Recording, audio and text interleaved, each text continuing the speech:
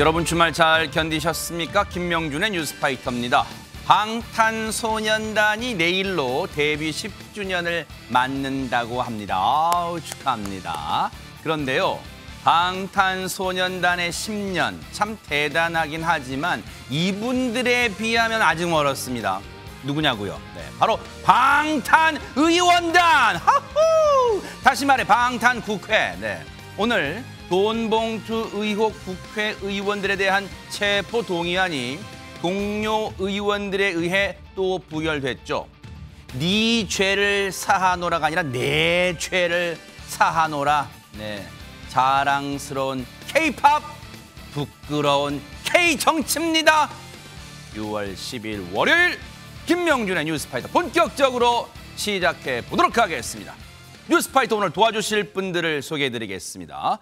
유인경 시사평론가, 최진봉 성공회대 교수, 박성배 변호사, 최정아 대중문화 전문기자, 그리고 방송인 이담 아나운서 이렇게 5분과 함께합니다. 어서 오십시오. 안녕하세요. 네?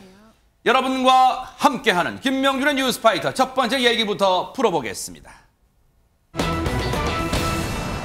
세상에요. 낯선 이국 땅에서 우리 국민에게 충격적인 사건이 벌어졌습니다. 이담 아나운서.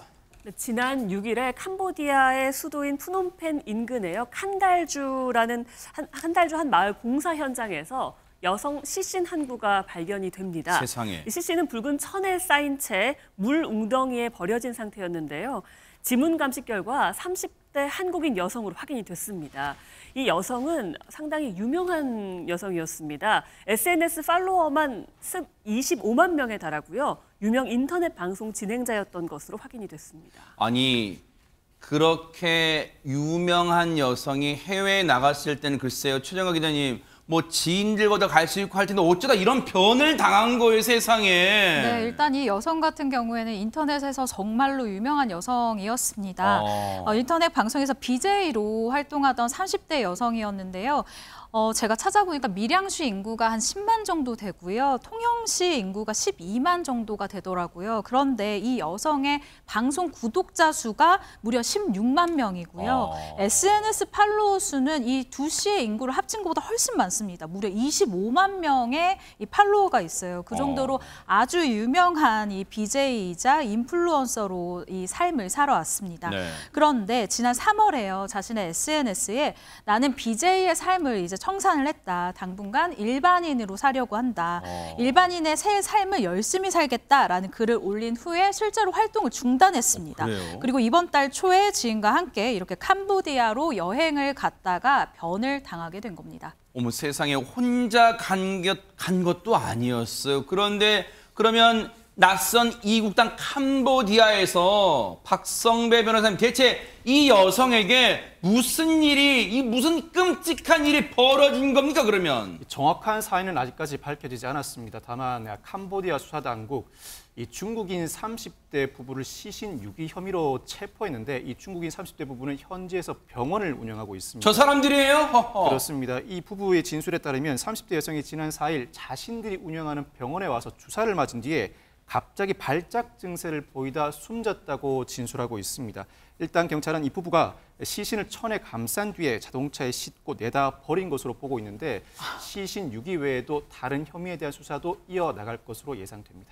아니, 이게 대체 무슨 해괴망측해요. 최진봉 교수님, 네. 자, 자신들이 병원을 운영하는 부부라는 거예요. 그 자신들이 운영하는 병원에 와서 이 여성이 주사 처방을 받았다는 거예요. 주사를 맞았다는 거예요. 그러다 갑자기 사망했다는 거. 그러면 정상적인 의료 과정이라면 캄보디아 수사당국에 신고해야 될 일 아닙니까? 그렇죠. 그런데 시신을 유기를 했잖아요. 그럼 뭔가 뒤가 캥기는 게 있지 않겠습니까? 그렇지 네. 않다면 시신을 유기할 이유가 없어요. 그런데 지금 이 상황을 본다고 하면 상당히 이해가 안 되는 상황인데 네. 일단 이 부부는 의사 자격증은 있는 것으로 알려지고 있습니다. 네. 자격증이 있어요. 근데 자격증이 있다고 뭐 다 치료를 잘한다고 볼 수는 없을 거니까요. 네. 이 30대 여성이 어떤 증상을 호소했었는지 병원에 와서 그리고 실제로 어떤 치료를 했는지는 아직 밝혀지지가 않고 있어요. 그러니까 지금 뭐 주사를 맞았다 이렇게만 얘기했지 어떤 증상으로 왔고 또 본인들은 그 증상을 해결하기 위해서 어떤 치료를 했는지가 명확하지 않다는 점. 그러네요. 왜냐하면 주사 치료 처방을 하려면 우리 상식으로는 의사가 이 중국인 부부가 의사라면서 의사 면허가 있다면서 그러면 뭔가 처방전을 썼을 거 아닙니까? 그렇죠. 그런 부분들이 전혀 나오지 않고 있기 때문에 문제고 또 하나의 문제는 뭐냐면 정상적인 치료가 아니라고 느껴지는 것 중에 하나가 보니까 시신을 발견했을 당시에 6일을 했잖아요. 저 사람들이. 발견했을 당시에 알아보기 어려울 정도였대요. 그리고 구타의 의심 흔적도 있었다는 거예요. 세상에. 그러니까 얼마나 구타를 했으면 그러니까 시신을 알아보기 어려울 정도라고 하는 표현은 제가 순화해서 표현하는 거잖아요. 그 정도로 하면 엄청난 구타가 이루어졌을 가능성이 있다고 보여지고 또 하나는 뭐냐면 현지 언론의 보도에 따르면 이 중국인 의사 부부가 폭행으로 숨진 30대 여성의 사인을 속이기 위해서 혈청 주사를 놨을 거다라고 의혹을 제기하고 있는 상황입니다. 아하. 우리가 상식적으로요. 글쎄요.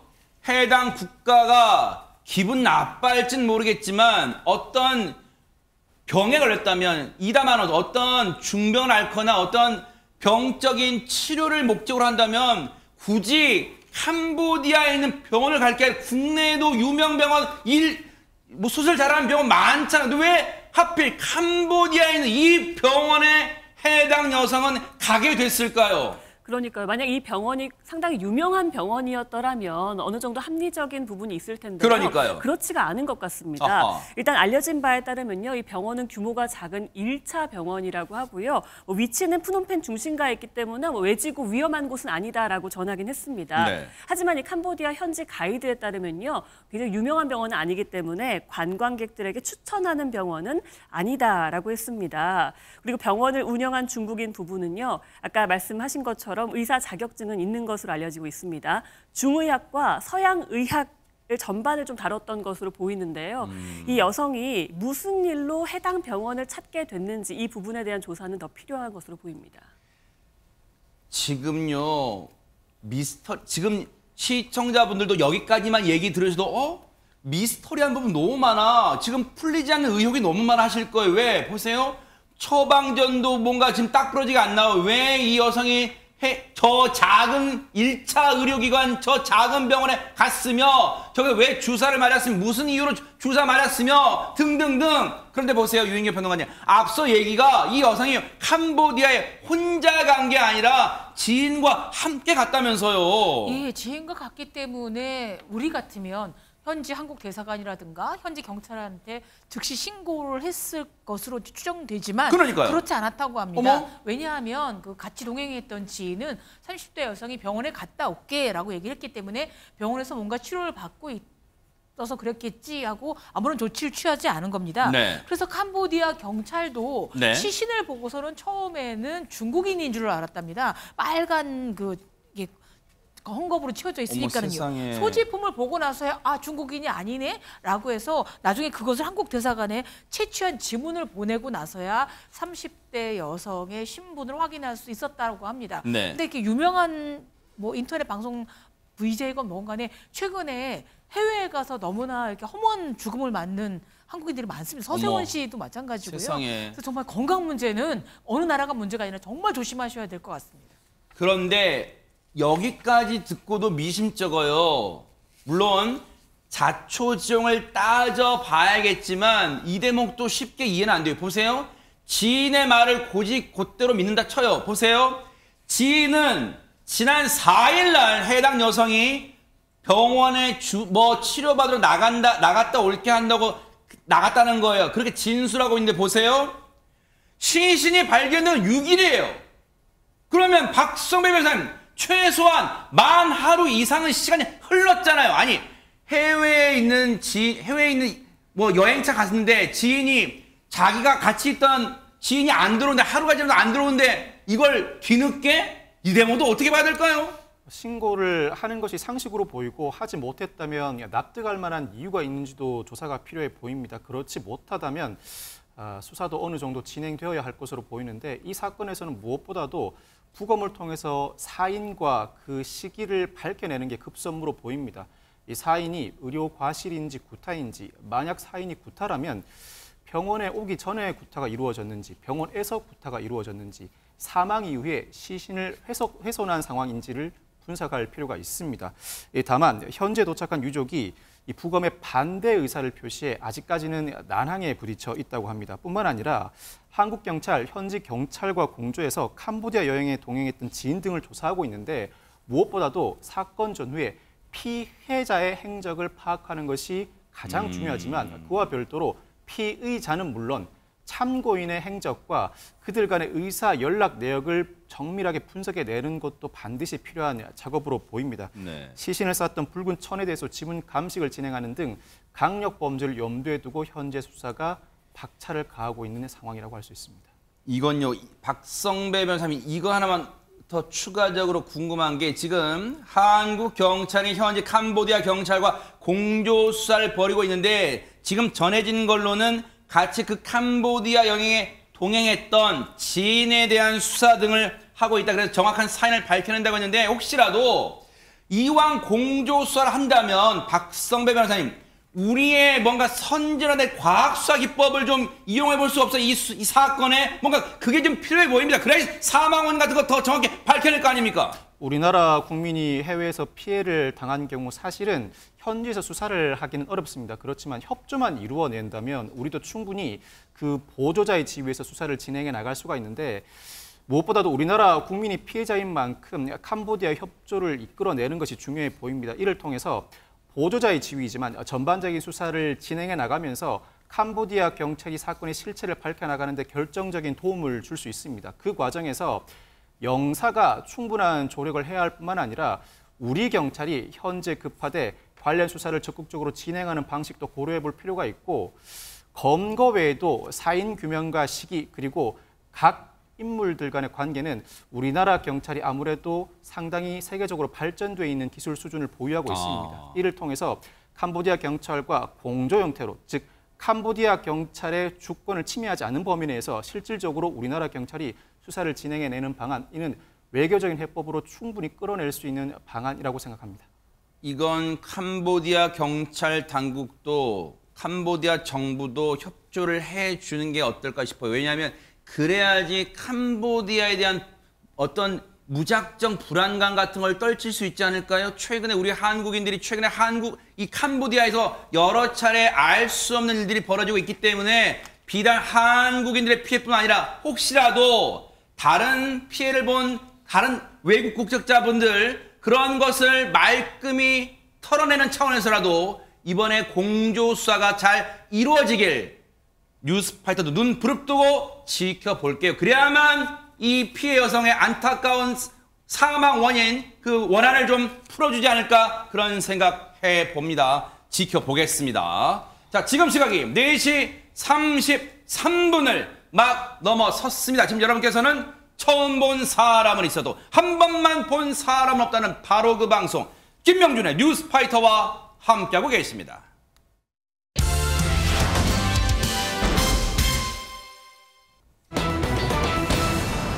분위기 바꿔봅니다. 김건희 여사 얘기가 오랜만에 들려왔는데 이곳에서 이번에는 모습을 드러냈다고 합니다. 영상으로 먼저 만나보시고 이어가 보도록 하겠습니다. 뜻깊은 자리에 참석해 주신 김건희 여사님께 다시 한번 깊은 감사의 마음을 전합니다. 김건희 여사님을 한국방문회위원회 명예위원장으로 추대하고자 합니다. 명예위원장으로 추대합니다. 여러분 큰 박수 부탁드리겠습니다.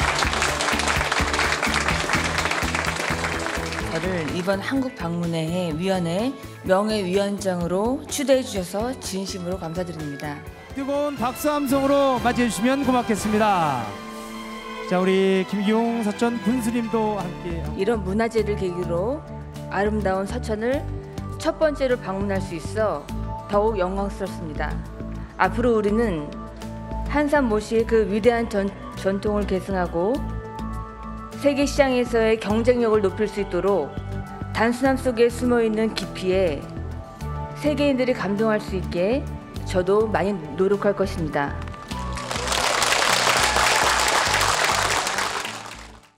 지난달 한국 방문회 명예위원장 그 이후에 최정학 기자님 뭐 굳이 날짜로 치면 한 보름 만에 언론에 공개적으로 모습이 드러났나요? 네, 드러냈네요. 그렇습니다. 네. 지난 9일 금요일이죠. 충남 서천에서 열린 한산 모시 문화제 개막식에 참석을 했었던 것인데요. 네.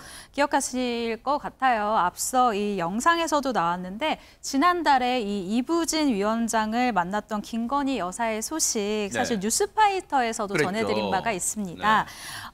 이 당시에 한국 방문회위원회 위원장을 맡고 있는 이부진 이 위원장으로부터 명예위원직을 맡아달라라는 이 특별한 부탁을 받고 한국 방문회를 맞아 지원하겠다라면서 요청을 수락한 바 있는데요. 네. 그 이후 이번 서청 방문이 첫 지역 방문 일정이었습니다. 서천 방문이 그냥 어떤 별도 행사라기보다는 한국 방문회 관련 이제 뭔가 김건희 여사도 뭔가 도우겠다, 뭔가 힘을 보태겠다는데 그 첫 지역 일정이 바로 충남 여기였어요. 네, 충남 서천이었어요. 그런데 유인현 평론가님, 이번에 보니까 영상 보니까 뭐 김건희 여사 여러 가지 뭐 이제 뭐 패션도 관심이지만 지금 옷차림을 보니까 지난번 정장 차림하고 조금 다른 점도 있는 것 같기도 해요. 그러니까 왜냐하면 입고 있는 옷의 소재 자체가 우리나라의 전통적인 한산못인데요. 왜 여름에 입는 인견이 뭐 풍기 인견이 유명해서 앞에 붙이듯이 네네. 모시도 지금 저 모습이에요. 그렇죠. 네. 모시도 종류가 많지만 특히 한산 모시는 한산 지역에서만 나는 품질이 우수하고 섬세하고 단아해서 예전에도 양반만 입었다는. 그래요? 예, 저희 같은 천민들 입지 못했다는 네. 데하고요. 쐐기 풀하고 여러 해 살이 풀로 만들어서 어마어마한 정성이 들어간다고 합니다. 네. 그런데 이제 김건희 여사가 나온 거는 우리 자랑일 수밖에 없는 게 인류 무형 문화유산으로 이미 위상을 자리하고 있다는 거죠. 네. 그래서 앞으로 이 한산 못이 위대한 전통을 계승하고요. 세계 시장에 좀 경쟁력을 갖출 수 있게 노력할 거라고 했습니다. 왜냐하면 저 비슷한 소재가 이태리 리넨의 경우에는 유명한 제품의 경우에는 자켓 하나만 300~400만 원 하거든요. 사실 우리나라에서도 한산 못이는 싸지가 않습니다. 어쨌든 가장 우리나라에서 단아하면서도 품질 좋고 또 100년, 200년이 지나도 그대로 유지가 되고 있는 것이기 때문에 이제 아마 이런 것을 더욱더 널리 알리려고 했고요. 그래서 이도훈 대변, 그 용산 대통령실 대변인에 따르면 서천군이 이후에 이 치마를 한산못이 전시 홍보에 활용할 계획이라고 합니다. 박성배 변호사님, 한산못이가 나는 좀 뭔가 한산할 때 입는 건 그런 못인 줄 알았더니 어떤 특정 지역 이름이었어요. 충남 서천군 지역에서만 생산되는 제품이라고 하는데 이 특히나 한산못이 1500년의 역사를 가지고 있고 품질이 우수해서 이미 1967년 국가무형문화재로 지정된 바가 있는 데다가 2011년에는 유네스코 인류 무형유산으로도 등재된 바가 있습니다. 이미 세계적으로도 인정받고 있는 우리나라의 무형문화재인데 김 여사 축제에 앞서서 국가무형문화재 기능보유자 방현옥 장인의 안내로 한산모시관 공방에서 관련자들과 간담회를 가지기도 했습니다. 이 한산모시 무형문화재 전승 관련자들과 간담회를 가졌는데 김 여사와 방현옥 장인 앞서 지난 3월 청와대 상춘제에서도 무형문화재 오찬 간담회를 가진 바가 있습니다. 두 사람이 이 무형문화재를 고리로 더 친밀감을 쌓아 나가는 것 같은데 대통령실 설명에 따르면 한산모시 우수성을 널리 알려서 무형문화재 저변 확대와 지역 관광 활성화가 이 행사의 의미라고 합니다. 그랬군요. 한산모시가 역사와 전통, 품질까지 갖춘 그런 못이었군요. 제가 무지했습니다. 그런데 요즘요, 이담 아나운서, 김건희 여사가 뭔가 나홀로 일정을 소화하는 게 좀 자주 눈에 띄어요. 네, 맞습니다. 대통령실이 지난달에 이제 설명한 김건희 여사의 단독 일정이요. 그 달에만 8개가 됐다고 하고요. 윤석열 대통령과 함께 하는 것까지 합하면 10건이었다고 합니다. 지난달 29일에는요. 한태평양 도서국 정상회의로 방한한 각국 정상 배우자들을 초청해서 친교 시간을 보내기도 했고요. 이달 1일에는 사회복지공동모금회 제5대 명예회장 자격으로 국가유공자와 보훈가족들을 만나서 기부금을 전달하기도 했고요. 지난 5일에는 세계환경의 날이었죠. 이걸 맞아서 열린 바이바이 플라스틱 캠페인 출범식에 참석을 하기도 했습니다. 영부인으로서 외교뿐만 아니라 국내 일정도 굉장히 숨가쁘게 소화를 하고 있는데요. 이런 과정에서 김 여사가 이제 정부의 지원을 약속하는 메시지를 내거나 각국의 영부인들과 활발하게 교류를 하고 있는 모습을 보이고 있습니다. 그러다 보니까 이전보다 좀 행보가 과감해졌다라는 평가도 나오고 있습니다.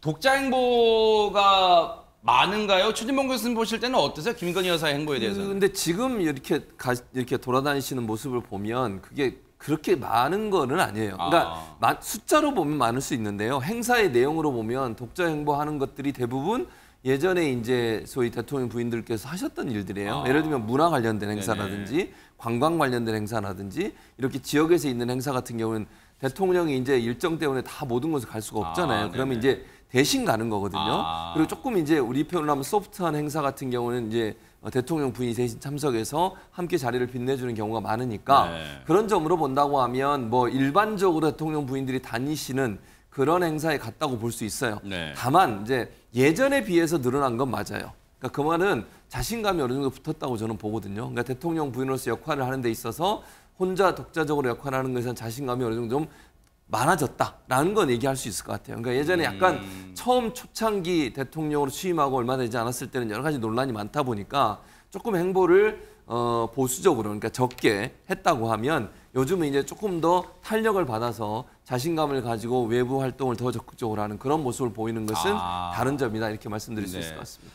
어쨌든 독자 행보를 하건 아니면 대통령과 일정을 같이 하건 간에 김건희 여사에게 바라는 많은 분들의 바람은 그럴 거예요. 우리 사회의 아픈 곳 또 따스한 손길이 미치는 곳도 방문을 좀 해주십사 하는 마음도 있지 않을까 그런 생각해 봅니다. 자, 김명준의 뉴스파이터 이제 다음 얘기로 넘어가 보겠습니다. 여러분 이런 표현 들어보셨어요? 데칼코마니 뭔가 똑같다 할 때 데칼코마니라는 말을 쓰는데 지금부터 말씀드린 이 두 사람이 제가 볼 때는 세 가지 공통점이 있어요. 먼저 둘 다 청와대 민정수석 출신이다. 둘째, 그러다 보니까 두 사람 다 말도 많고 탈도 많았다 역대급으로. 그리고 셋째, 바로 이거더라고요. 최정아 기자님. 네, 총선에 나간다 만다 이런저런 말들이 많은데요. 아하. 먼저 조국 전 법무부 장관의 이야기를 해보도록 하겠습니다. 네. 지난 10일이죠. 조국 전 법무부 장관 이 경남 양산 평산마을을 찾았습니다. 3년 6개월 만에 문재인 전 대통령과 만난 모습인데요. 이게 엊그제 모습이에요? 네, 이 조국 전 장관 페이스북에 이 평산마을에서 찍은 사진 11장이 공개가 됐습니다. 사실 이 정치권에서 이유 없는 사진 공개는 없다라고 봐야 하는데요. 네. 이 남색 정장을 입은 조 전 장관이 푸른 셔츠 차림에 이 문 전 대통령과 손을 잡거나 얼굴을 보고 이렇게 미소를 짓는 모습들의 사진이 공개가 되기도 하고요. 네. 또 생선회를 안주로 청와대 문양이 새겨진 도자기 병이 담긴 술을 나누는 이런 사진도 공개가 되고 있습니다. 문 전 대통령의 이야기를 조 전 장관이 경청하는 주로 그런 사진들이 많더라고요. 네. 그래요. 맞아요. 잘 봤어요.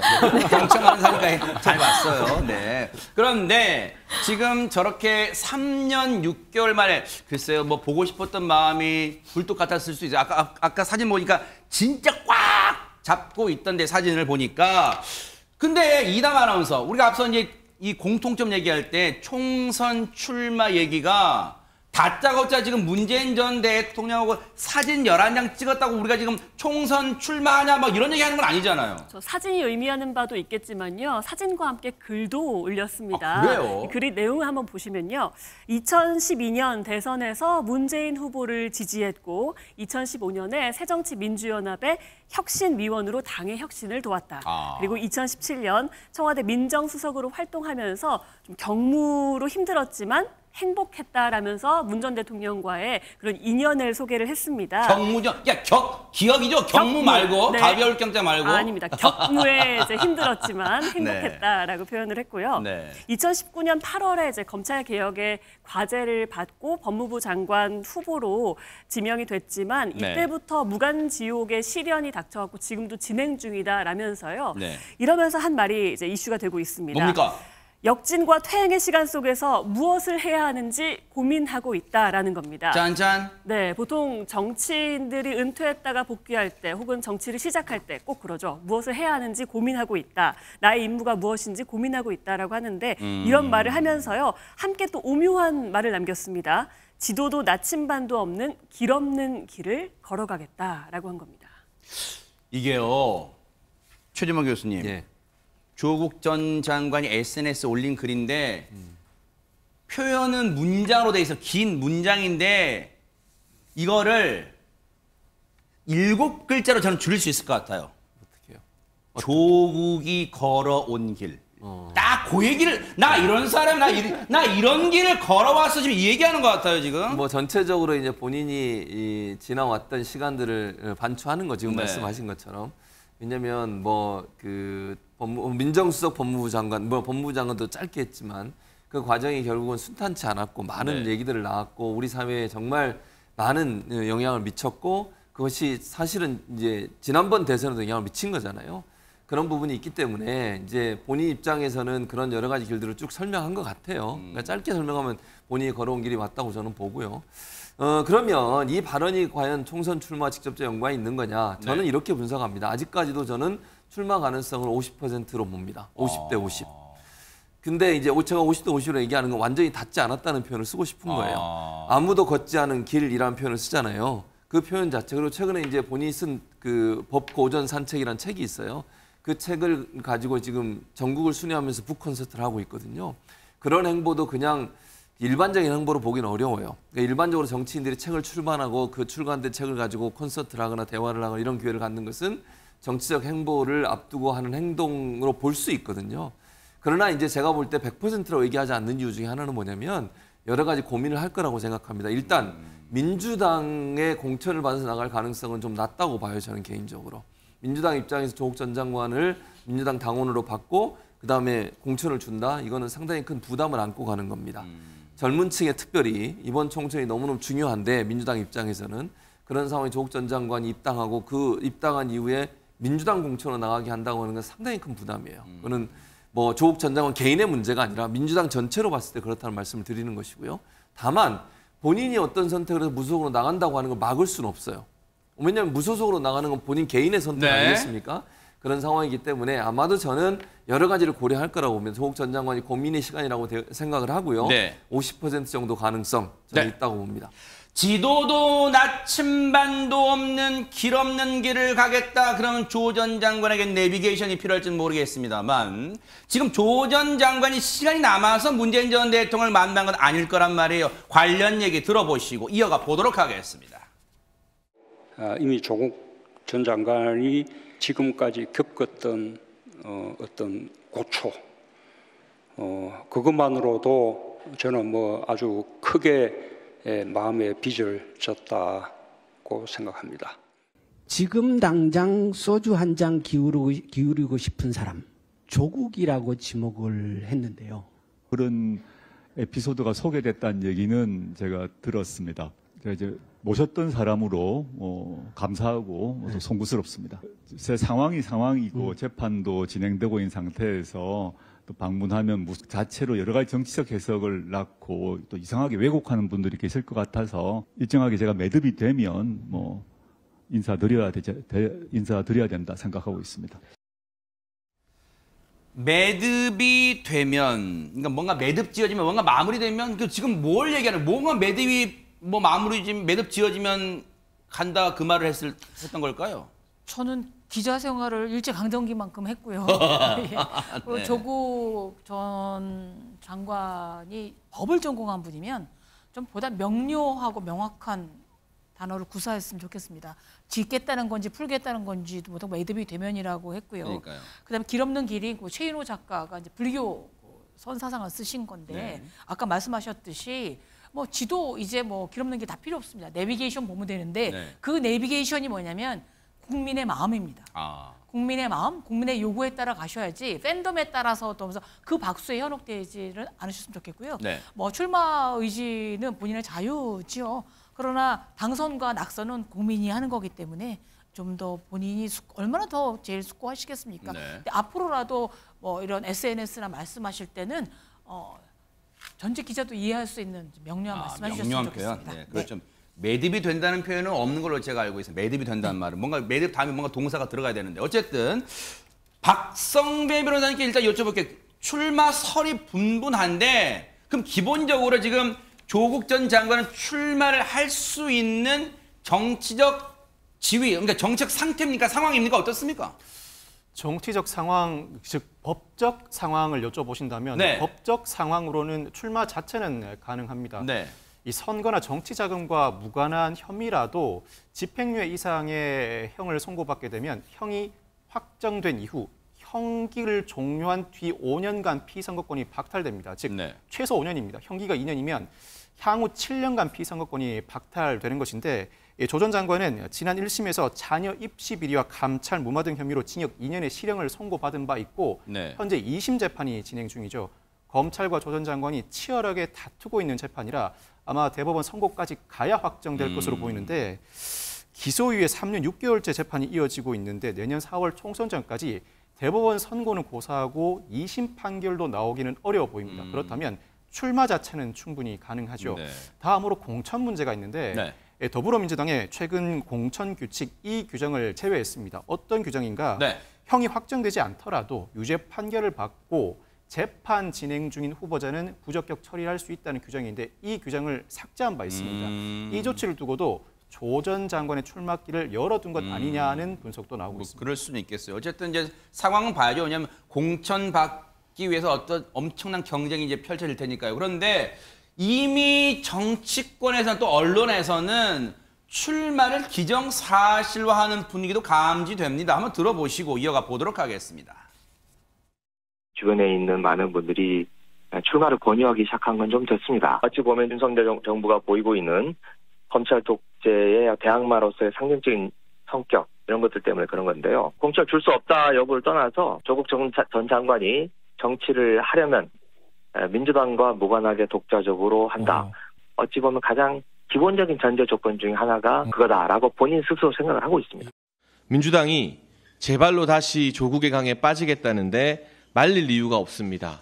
대환영입니다. 다만 길 없는 길의 종착지는 감옥입니다. 조국의 강, 남국의 바다, 제명의 진흙탕, 민주당의 눈부신 총선 전략에 경의를 표합니다. 최진봉 교수님, 네. 이제 또 시청자들 관심은 조국 전 장관 나오면 글쎄 뭐 그럴 거 지역구로 나올지 또 지역구로 나오면 어느 지역으로 나올지 비례대표로 나올지 뭐 그건 궁금할 것 같아요. 그러니까 비례대표 나올 가능성 거의 없다고 저는 보고요. 지역구로 나올 가능성, 지역구로 나와야 돼요. 왜냐하면 국민적인 어떤 평가를 받아야 되는 거잖아요. 본인 입장에서는. 근데 네. 비례로 나가게 되면 민주당이 결정해서 내보내는 거니까 민주당 아까도 말씀드렸잖아요. 대단한 부담을 가질 수밖에 없어요. 이거는 뭐 마치 그 당헌당규 바뀐 게 그런 의도가 있다라고 말씀을 하는 저는 그렇게 보진 않아요. 기본적으로 그렇게 보지 않고요. 어쨌든 그래서 아마 나가면 지역구로 나갈 텐데 어디로 나갈 거냐는 그런 궁금증이 더 생기는 거 아니겠어요. 그러니까 1차적으로 보면 지역구로 간다면 지역구로 나가고 나간다고 하면 아마도 본인이 이제 서울대 교수를 했었잖아요. 네. 그래서 이제 관악구 지역이나 또는 본인의 고향이 부산입니다. 그래서 예전에도 부산 얘기가 몇 번 나왔었기 때문에 네. 부산이나 관악구 쪽으로 갈 가능성이 있다. 최근에 또 본인이 관악구 봉천동으로 이사를 했어요. 그것도 하나의 이제 메시지가 될 수 있을 것 같은데 그러나 뭐 제가 아까도 말씀을 드렸습니다만 조국 전 장관이 민주당의 후보로 나갈 가능성은 저는 지금까지 낮다고 생각해요. 앞으로도 그럴 가능성이 그래요? 높다고 네. 보여지고요. 그러니까 총선 전략 전체를 그 당의 대표라든지 당의 최고 지도부는 한 사람을 보고 총선을 치를 수가 없어요. 그러니까 뭐 예를 들면 억울함이 있다고 표현할 수도 있고 본인 입장에서 뭐 이렇게 너무 당하고 있다 이렇게 할 수 있죠. 할 수 있는데 그렇다면 민주당이 전체 그림을 가지고 전략을 세우지 않고 어떤 한 사람 때문에 그것이 큰 부담으로 작용한다고 하면 네. 당 입장에서는 그거는 선택할 수 있는 여지가 좀 낮은 게 아닐까 그렇게 예측이 됩니다. 그래요. 어쨌든 뭐 아직은 좀 시간이 있어요. 어떤 결정될지는 볼게요. 근데 앞서 저희가 두 사람을 비교했잖아요. 역대 뭐 민정수석도 했고 역대급으로 논란도 많았고 이번 총선 출마 얘기 나온다는데 그럼 두 번째 인물 누군지 직접 보시고 이어가 보도록 하겠습니다. 가족회사 자금 유용한 거에 대해서 인정하십니까?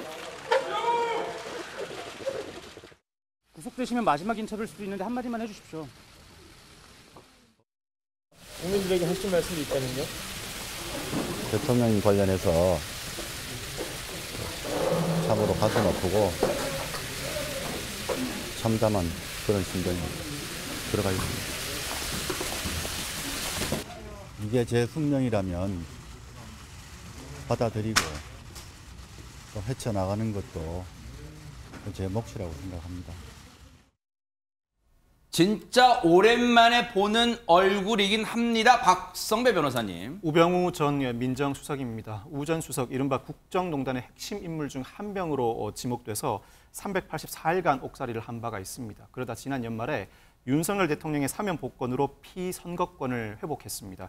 우 전 수석 최근 언론 인터뷰에서 출마라는 전화를 많이 받고 있다. 정치를 하느냐 마느냐보다 국가를 위해서 할 수 있는 일이 무엇인지 생각하고 있다고 언급한 바가 있는데 정가에서는 우 전 수석 고향인 경북 영주에 출마한다는 이야기가 돌고 있습니다. 네. 뭐 출마 의사는 자유예요. 앞서 뭐 조국 전 장관도 마찬가지입니다. 근데 이담하면서 우병우 전 수석에 대해서는 뭐 언론들 표현도 있습니다. 언론 제목도 나왔습니다만 레이저 눈빛 이걸 빼놓을 수가 없어요. 그렇죠. 2016년, 17년 정도의 일인데요. 우병우 전 수석이 인터뷰를 할 때, 그러니까 얘기를 할 때 기자들이 질문을 하자 기자를 쳐다보는 바로 저 눈빛이죠. 눈빛이 약간 째려보는 거 아니냐, 노려보는 거 아니냐 해서 레이저 눈빛이다 하면서 좀 논란이 있었는데요. 이에 대해서 우 전 수석이 뭐 의견을 밝혔습니다. 레이저 눈빛을 쏴서 뭐 화제가 됐는데 언론에서 이렇게 만든 것이다. 뭐 돈을 받았다든지 뭐 누구를 어떻게 했다든지 이런 게 없이 레이저 눈빛을 쏘니까 나쁜 사람이다라고 이런 걸로 공격을 했다라는 겁니다. 그러면서 이게 정치적 프레임이었다고 생각한다라고 밝혔습니다. 저 레이저 눈빛이 언론에서 만든 프레임일까요? 저 때 표정 말고 서울중앙지검 앞에서의 눈빛도 있잖아요. 그런 것도 좀 진짜 봐보세요. 그러면 그게 진짜 언론이 만든 건지. 이 표현 여기 봐보세요. 여기 나옵니다. 질문해요. 저게 사람을 인자하게 쳐다본 눈빛이에요? 아무튼 말이 되는 소리를 해야지. 어쨌든 그게 무슨 언론이 만든 프레임이에요. 자기 눈빛이 저기 한 건 생각도 안 하고. 아무튼 자 근데 구치소 있을 때 뭐 이런 걸 했다 이런 얘기도 또 들려요. 최재가 기자님. 네, 언론 인터뷰를 했는데요. 384일 동안 구치소에서 있으면서 스피커에서 자주 나오는 트로트곡 안동역에서를 듣고 흥얼대면서 마음을 달랬다라고 했습니다. 근데 수많은 트로트 중에서 왜 하필 안동역일까요? 라고 제가 좀 생각을 해봤는데요. 네. 이 출마지로 거론되는 이 영주랑 안동역이요. 불과 30분 거리더라고요. 야, 이제 나름대로 뭔가 정치적 의미를 지금 부여하려고 지금 안간힘을 쓴다는 느낌을 하고 오는데, 근데 보세요. 일단은 우병우 전 수석, 조국 전 법무장관 출마설이 지금 분분한 단계입니다. 두 사람 다 확정됐다. 왜냐면 공천 단계이기 때문에 확정됐다 말할 수 없지만 언론에서는 좀 더 앞서가는 분위기에 벌써부터 누구 대리전 이런 얘기 또 나와요, 벌써. 그렇죠. 왜냐하면 아까 김명준 앵커가 말씀하셨듯이 똑같은 과거 공통점, 민정수석을 지냈다는 것, 애정과 신뢰도가 높았다는 것 한데, 저는 왜 우리나라 정치인들은 그렇게 대리전을 대신 하며 장관이 되거든 국회의원 출마하면 그렇게 옛날 대통령이나 그 분들의 묘소를 찾아가고 생가를 찾아가는 걸까요? 외국의 기자랑 한번 얘기한 적이 있는데 물어보면 한국 전통이냐? 네. 꼭 그렇게 전직 대통령 아무도 안 찾아가요. 클린턴 집도 안 찾아가고 하는데 본인의 실력으로 좀 했으면 좋겠고요. 아까 말씀드렸듯이 이거는 좀 사실 기자들의 성급한 혹은 기사 제목으로 굉장히 흔히 기자 용어로 섹시하기 때문에 나온 수도 있기 때문에 네. 좀 더 지켜봐야 될 것 같습니다. 네. 이번 총선에 때 아니게 배부르게 대리전 파티가 열릴지는 모르겠습니다. 어쨌든 좀 지켜보도록 하겠습니다. 어쨌든 총선 아직 남았으니까 좀 지켜볼게요. 자, 여러분과 함께하는 김명준의 뉴스파이터, 이제 다음 얘기로 넘어가 보겠습니다. 세상에 어떻게 이런 일이 이 대한민국 땅, 지금 2023년 대한민국 땅에서 일어날 수가 있습니까? 최정아 기자님. 네, 지난 주말인 10일 오후 3시 30분경입니다. 경북 경산시 중산동의 한 아파트 놀이터에서요. 이곳에서 놀던 12살의 초등학생이 숨지는 아주 안타까운 사고가 발생했습니다. 그 이유는 바로 놀이터에 있던 그네 벤츠가 부러졌기 때문인데요. 저거예요? 네, 이 사고로 인해서 그네를 타고 있던 아이도 아닌 그네 벤츠 앞에 그냥 앉아있던 12살 남학생이 구조물에 깔렸습니다. 세상에. 소방당국에서는 구조대원 11명이 출동했고요. 또 장비 5대를 동원해서 구조에 급하게 나섰지만 이 남학생에게 또 심폐소생술을 실시를 했으나 심정지 상태로 병원에 옮겨진 후 끝내 안타깝게도 사망했습니다. 이게 지금 대한민국에서 벌어진 일 맞습니까? 어디 진짜 좀 낙후된 나라에서 벌어진 그런 게 아니라고요? 지금 이담 아나운서? 그러니까 이게 놀이터잖아요. 어디 물가에 내놓은 것도 아니고요. 차가 다니는 도로에 내놓은 것도 아니고 놀이터에 보냈는데 이런 일을 당했다니 정말 믿어지지가 않는데요. 일단 경북경찰청이 사고 당시 CCTV 영상을 확인을 했더니 이제 3명의 아이들이 타고 있었던 그네벤치 기둥이 갑자기 이제 끊어지면서 뽑히면서 이 앞으로 구조물이 쓰러지면서 사고가 난 것으로 파악을 하고 있습니다. 1차 현장 감식을 했는데 넘어진 그네벤치 기둥의 절단면 파손 형태들을 지금 확인한 상황이라고 하고요. 이 해당 남학생은 인근의 다른 아파트 단지에 거주하는 학생이었다고 합니다. 이 아파트 단지에 살고 있던 친구들과 놀려고 와서 놀이터에서 놀았다가 이런 일을 당하게 됐는데요. 당시 사고 현장에 있던 여학생 1명도 다리를 다쳐서 병원에서 치료를 받았다고 합니다. 세상에 무슨 이런 청천벽력 같은 일이에요. 당시 상황 관련해서 얘기 좀 들어보시고 이어가 보도록 하겠습니다. 3명까지는 탈 수 있는 거고 기둥이 뜯어지면서 앞으로 이제 넘어졌어요. 완전히 잘려나갔다고 보시면 되죠. 해당 그네 벤치는 3명까지 탈 수 있대요. 그러면 인원 초과한 것도 아니잖아요, 박성배 변호사님. 무엇보다도 이 놀이터 지난 2020년 10월에 조성됐고 문제의 그네벤치도 당시에 설치됐다고 합니다. 불과 3년밖에 안 됐는데 이런 사고가 벌어졌다? 당연히 부실 시공이나 관리 소홀이 문제로 거론될 수밖에 없습니다. 경북경찰청 광역수사대가 직접 수사에 나섰는데 어제 현장 감식을 통해서 시설 설치 관리 업체, 아파트 관리사무소 관계자 등을 상대로 과실 유무 등을 조사하고 있습니다. 세상에. 또다시 어른들의 잘못으로 아이들이 희생된 걸까요? 관련 얘기 들어보시고 이어가 보도록 하겠습니다. 삐걱대기 많이 삐걱댔죠. 많이 흔들리는 것까지 모르겠어요. 전체적으로 이렇게 삐걱삐걱 소리가 나니까 이제 삐걱 소리 나지 말라고 왜 기름칠을 하잖아요. 그런 그네 같은 데도 했다고 들었어요. 저렇게 사고 날 거라고 생각한 건 어떻게 평소에도 해당 그네 벤치가 삐걱 소리가 많이 났다? 뭔가 불안한 전조 증상이 있었다는 거 아니에요? 전형적인 하인리의 법칙의 결과입니다. 1930년대 미국의 보험관리 안전공단 관리원이었던 하인리라는 사람이 산업재해가 일어났을 때 보니까 사건 나기 전에 분명히 한 30여 건 정도의 전조 증상을 보였다는 거죠. 여기도 나왔지만 주민이 지난달 28일이에요. 예전도 아니에요. 그네를 탔는데 날씨가 좋아서 그네를 타면 굉장히 삐걱삐걱 소리가 나요. 굉장히 불안합니다. 좀 이거 빨리빨리 소음이 심하니까 고쳐주세요 라고 했는데 그런 민원과 게시판에 올라온 글에 대해서 아파트 관리 업체에서 하는 거는 의자 연결고리에 녹이스로 그런 걸로 드러났으니까 기름칠을 했으면 끝입니다.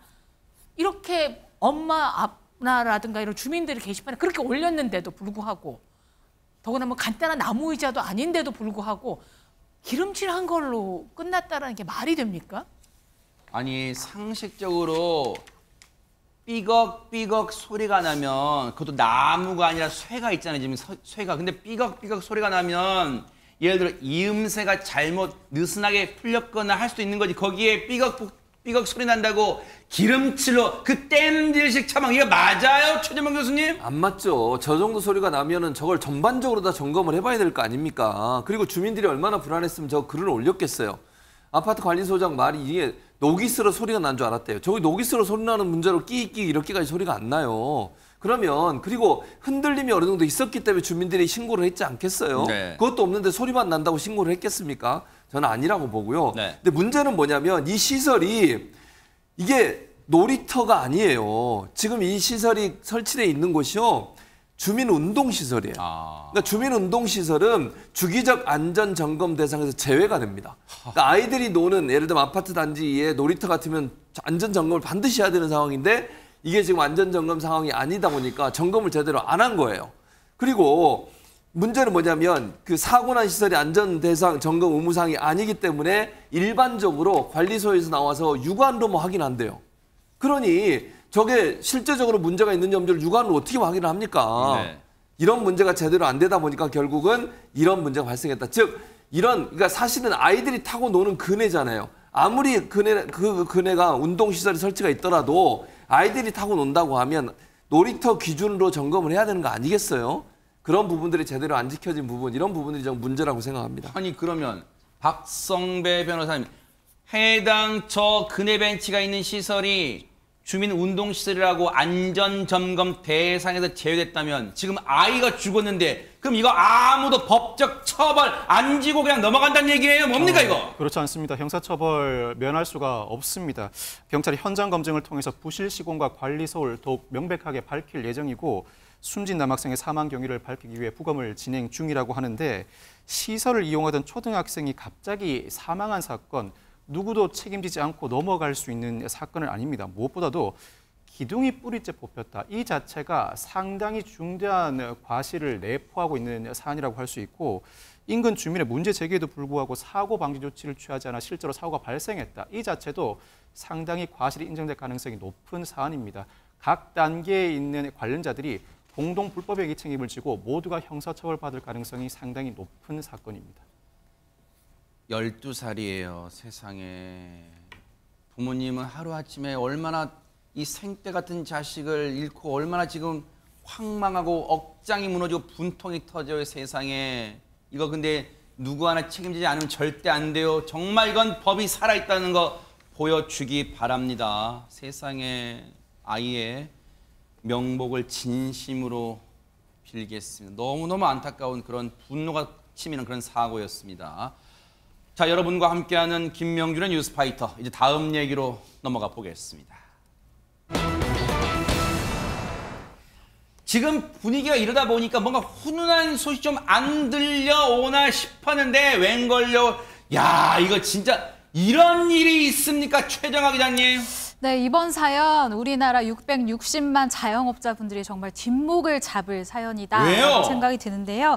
한 카페에 손님 2명이 들어왔는데요. 무엇을 들고 왔냐? 프린터기를 들고 왔습니다. 지난 7일에요. 자영업자 카페에 올라온 한 카페 사장님의 글입니다. 지금부터 제가 하는 얘기 잘 들어주세요. 네. 함께 올라온 사진도 있는데요. 네. 일단 하나의 테이블에는 노트북과 마우스가 가득 차 있죠. 어허. 그리고 또 다른 이 테이블에는 넓게 펼쳐진 서류들과 수첩, 그리고 커피 2잔, 그리고 문제의 이 프린트기 저쪽 테이블에 떡하니 자리 잡고 있습니다. 아니 잠깐만요, 최정아 기자님. 저기가 카페가 말이야 어디 일반적인 사무실 풍경 아니에요 혹시? 사무실처럼 보이지만 분명히 자영업자가 운영하고 있는 카페가 맞고요. 이 사진으로만 봤을 때는 카페의 거의 3분의 1 정도를 차지하고 있는 사무실처럼 변해버린 카페다라고 보여지는데요. 네. 이 모두 일행으로 들어온 남성 2명이 챙겨온 물건들이었습니다. 아, 그러면 이제 이해됐다. 이담 아나운서. 지금 사장님이 무슨 급한 서류 작업 때문에 외부 업체 잠깐 와달라고 그 얘기했군요, 지금.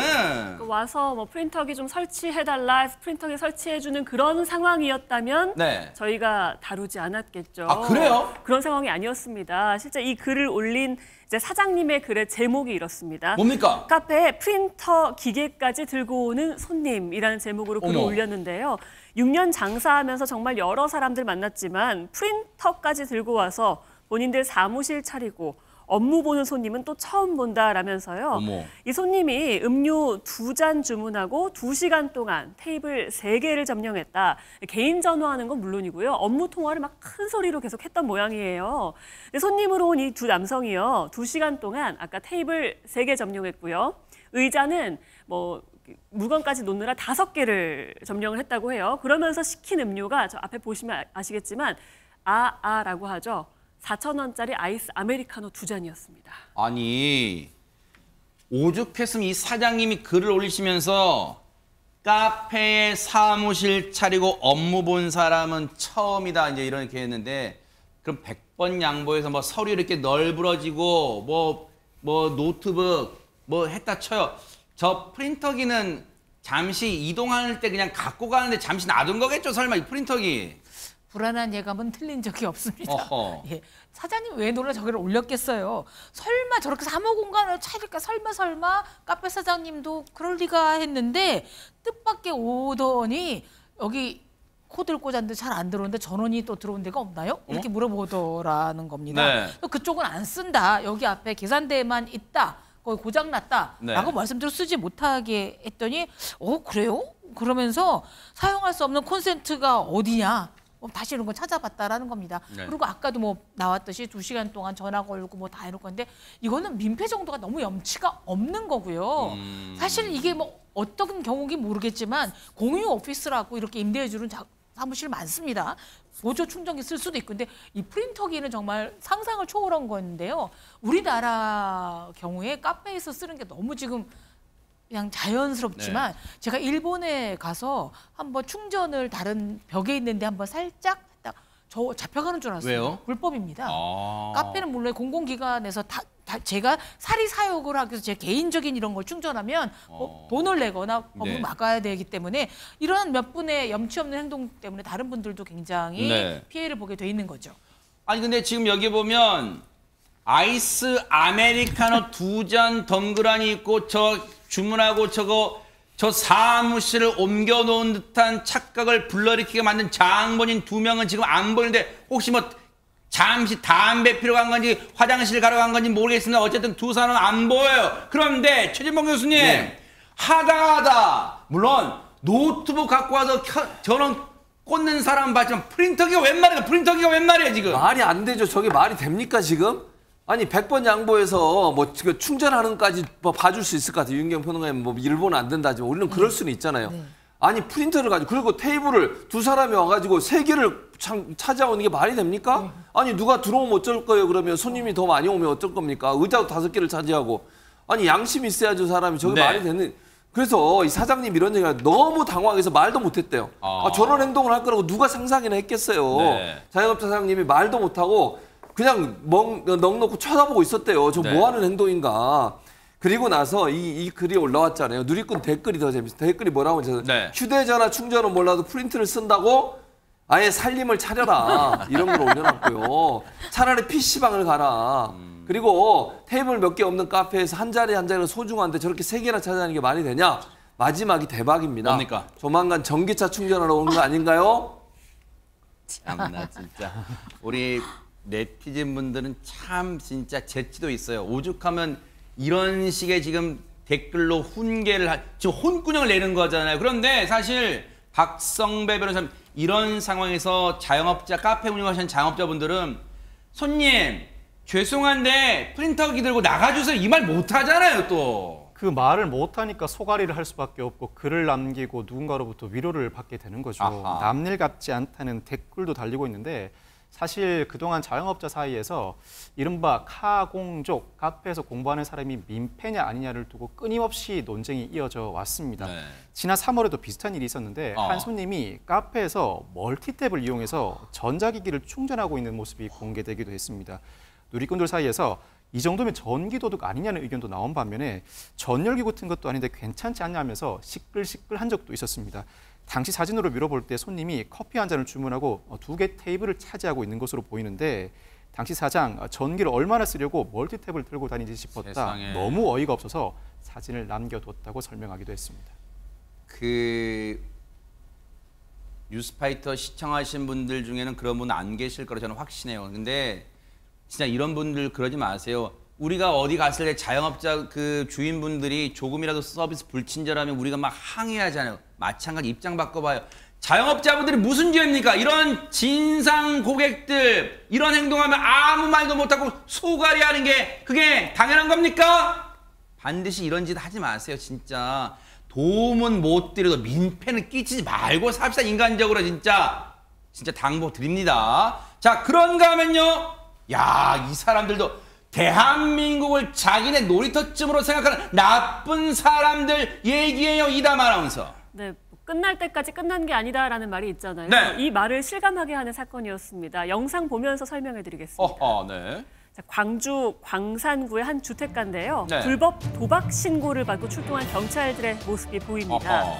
이날 현장에서는요, 베트남 국적의 외국인 23명이 불법 도박 혐의로 경찰에 붙잡혔습니다. 하하, 참나. 제가 말씀드렸죠. 최정아 기자님.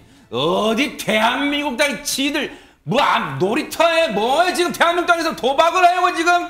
네, 광주 광산경찰서에 따르면요. 경찰은 어제입니다. 11일 새벽 3시쯤 112 전화로 외국인들이 모여서 도박을 하고 있다라는 이 신고를 접수했습니다. 그래서 현장에 가 보니까요. 무려 1,500만 원의 판돈을 걸고 도박한 혐의로 베트남 국적의 외국인 무려 23명을 현장에서 검거를 했습니다. 네. 그런데 이 체포와 연행 과정에서요. 별다른 저항이 없었다고 해요. 그래서 통제에 잘 따르니까 이 경찰분들이 이들에게 수갑을 아예 채우질 않았었던 거예요. 이 경찰은 이 신원 확인 등 기초 조사를 위해서 베트남인 전원을 인근 지구대로 이미 동행해서 공간이 넓은 이 회의실에서 우선 대기를 하도록 이 지시를 했다고 합니다. 앞서 영상 보면 이제 수갑 안 채운 게 보이시죠? 일단은 동행해서 일단은 조사를 하려고 승합차에 경찰 승합차에 태우는 장면까지 봤어요. 그런데 뭔가 여러분 느낌이 뭔가 서늘한 느낌이 오잖아요. 지금 수갑을 안 채웠다는 얘기예요. 지금 이담 아나운서. 그러니까요. 역시나 믿을 수 없는 일이 벌어졌습니다. 이후 상황도 영상으로 함께 보시겠습니다. 자, 회의실에 대기를 맡겼던 이 사람, 자, 흰색 티셔츠 차림의 남성 뭐예요? 어딘가로 급히 뛰어가죠. 그렇죠. 자, 뒤이어서요. 검은색 옷을 입은 남성, 또 다른 남성도 막 뛰어갑니다. 뭐 화장실 마려운 거예요, 지금 뭐예요? 맨발로 황급히 도주하는 이들이요. 조금 전까지 회의실에서 대기를 하고 있던 도박 혐의로 붙잡혀온 베트남인들입니다. 아니, 넓은 공간에서 조사한다면서 최진봉 교수님 어쩌다 지금 이런 일이 벌어진 거예요, 지금?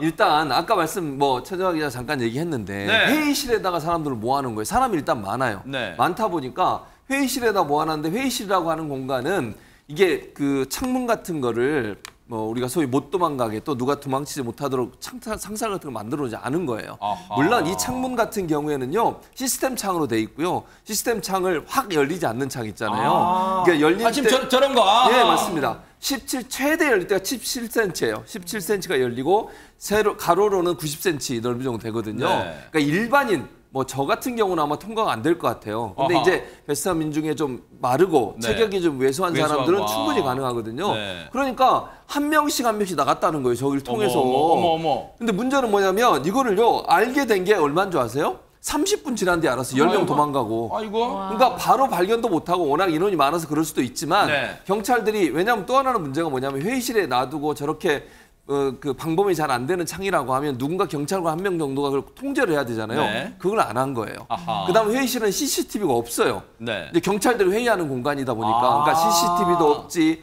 그다음에 관리하는 경찰을 거기에 배치도 안 했지. 사람이 많다 보니까 수사하는 사람들만 12명인가 수사를 했어요. 그러니까 수사하는 곳이 다 있고 회의실에 기다리고 있었기 때문에 제대로 인원 파악이 안 됐고 그래서 결국은 저렇게 10명이 도망을 간 겁니다. 관련해서 경찰 얘기 들어보시고 이어가 보도록 하겠습니다. 좀 소홀하게 생각한 것 같아요. 그쪽으로 사람이 어떻게 나가겠나, 도주하겠나 이렇게 생각한 것 같아요. 정말 황당한데요. 그런데 지금 박성배 변호사님 아무리 처음에 이미 동행할 때 저 베트남인들이 협조를 잘했다 하더라도 수갑을 안 채운 게 일단 매뉴얼에 있는 거예요? 협조 잘하면 수갑 안 채운다? 수갑을 반드시 채워야 할 필요는 없습니다. 경찰 장비 규칙상 수갑도 필요한 경우에만 채우도록 하고 있는데 수갑을 안 채워서 도주한 이상 경찰은 할 말이 없죠. 특히나 어수선한 상황임을 감안한다고 하더라도 도박 현장에서 검거된 외국인이라면 언제든 도주의 우려가 있습니다. 네. 조사를 할 때는 조사도 중요하지만 그 전제로서 보호와 감시, 그 역할이 경찰의 가장 기본적인 업무입니다. 이 네. 기본적인 룰을 지키지 못했다고 평가할 수 있고 네. 다행히 도주한 10명 중에서 7명의 신병을 확보했고 네. 나머지 3명 중 2명도 자수 의사를 밝힌 상태라고 합니다. 나머지 1명도 조만간에 검거할 수 있을 것으로 보이는데 네. 그동안의 경찰력 낭비도 심했다고 할 수 있죠. 그렇죠. 검거한 이후에는 경찰 조사를 마친 뒤에 출입국 사무소로 인계하게 되고 출입국 사무소는 강제 출국 조치를 취할 것으로 예상합니다. 그래요.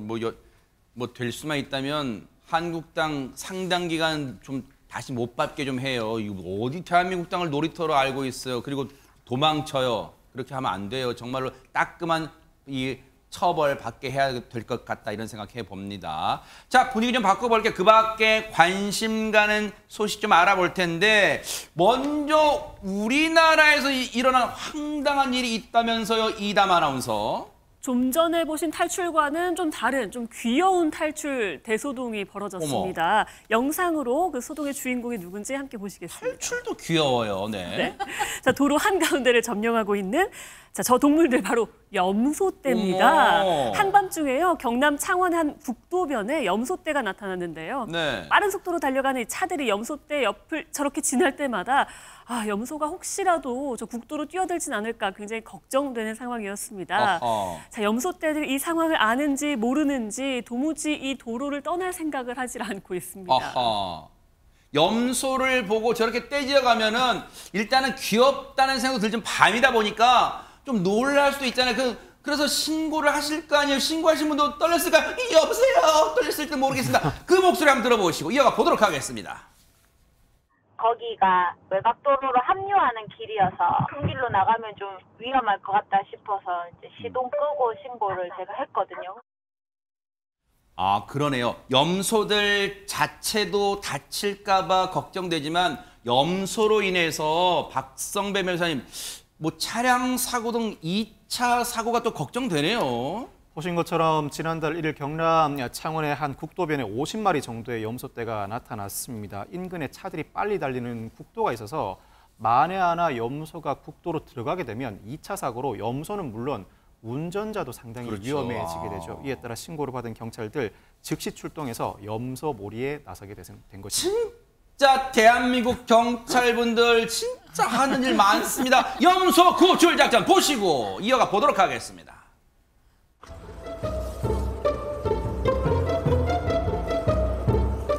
이게 어디서 나온 거고 이거? 안 된다. 야 말해. 저 어디 가노? 도망가요? 야 나 또 봐. 밑으로 내려가면 괜찮다. 위로 올라가면 안 돼. 밑으로 모여 밑으로. 일단 차 막아라.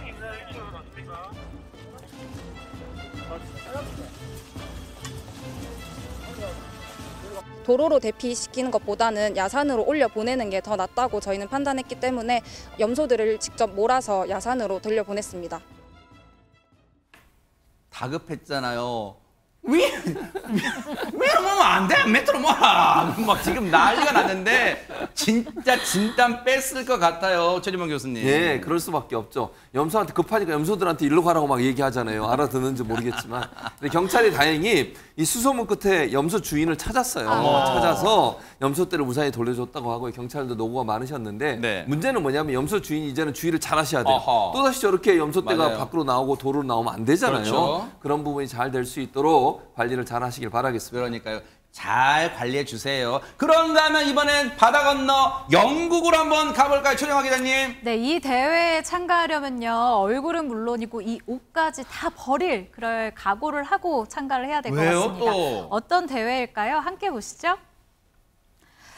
각양각색의 옷을 입은 사람들이 환한 미소를 띤 채 등장을 했는데요.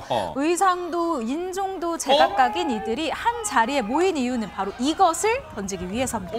바로 밀가루와 물을 섞어서 만든 커스터드 파이인데요. 서로를 향해서 파이를 던지고 또 맞으면서 온몸이 밀가루에 크림 범벅이 돼도 이렇게 웃음이 끊이질 않는 현장이었습니다. 살다 최진봉 교수님 얻어맞아도 이거 좀 처음 봐요 진짜. 그러니까요. 보는 사람도 웃기게 만드는 건데 어쨌든 이 파이 던지기 대회가요. 1967년부터 매해 개최가 됐었고요. 이게 그냥 막 던지는 것 같죠. 룰이 있습니다. 그래요? 룰이 있는데 뭐냐면요. 4명이 한 팀을 이뤄야 되고요. 반드시 왼손으로만 던져야 돼요. 아니 왼손잡이는 유리하잖아요. 그러네요. 왼손잡이는 유리하게 되네요. 그리고 맞는 것도 각각 점수가 다릅니다. 얼굴에 맞으면 6점, 어깨에 맞으면 3점, 그 외에 맞은 다른 곳에 맞으면 1점을 획득하게 됩니다. 야, 근데 이게 단순히 웃고 즐기는 대회예요, 유영애 평론가님? 그렇지 않습니다. 남들이 볼 때는 장난치는 거냐 하지만 참여하는 사람들이 뭐 프랑스 국적으로 보면 많이 모였고요. 돈을 내고 이제 참석해야 되고요. 그 돈을 전액 자선단체에 전달한다고 합니다. 저 왼손잡이인데다가 던져주고 싶은 인간이 좀 있습니다. 내년에 런던에서 뵙겠습니다. 좋은 뜻이라서 더 뜻깊은 대회였다 이런 생각이 듭니다. 김명준의 뉴스파이터 60초 뒤에 돌아오겠습니다.